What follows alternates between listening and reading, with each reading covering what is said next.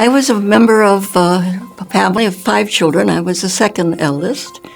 My parents were hardworking. We lived in an all-white neighborhood.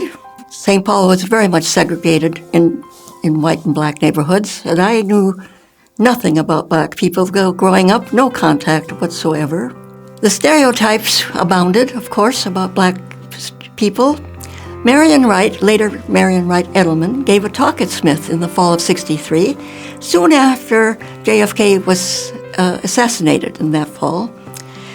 I was part of the generation that really took hold of the phrase, ask not what your country can do for you, ask what you can do for your country.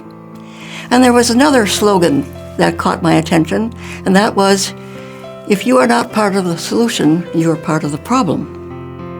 I asked Marion, after her talk, about the possibility of teaching at a black college or university, and she put me in contact with several presidents of black colleges.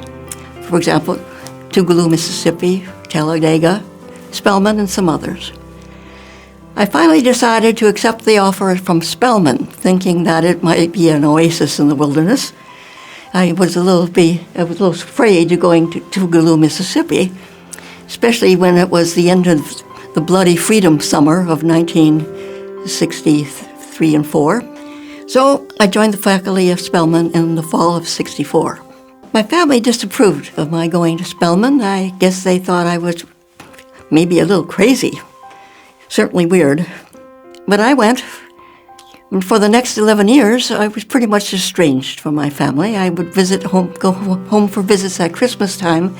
We talked about the weather, and then I would go back to Atlanta. It was pretty awkward.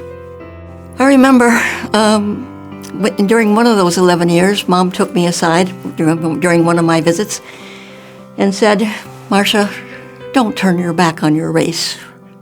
I told her, Mom, I've turned my back on nobody. When I first arrived at Spelman, I felt a real sense of culture shock. I was ill-prepared. I knew nothing about black culture or black history or the black perspective.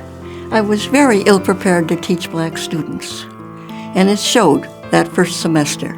I read everything I could get my hands on about black culture and black history, etc.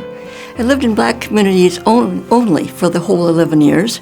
My students had a very, why are you here attitude, because they had not good experiences with some white faculty members.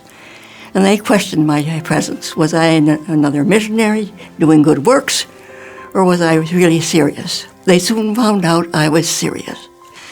When the students realized that I was very serious about their education, they helped me.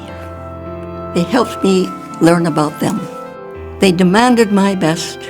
They were so eager to learn, and I demanded their best. It was a wonderful partnership and the best teaching experience of my 40-year career. The HBCUs do a wonderful job. They know how to teach black students. As long as racism exists in this country and white faculty are not well prepared to teach black students, the HBCUs have a vital role.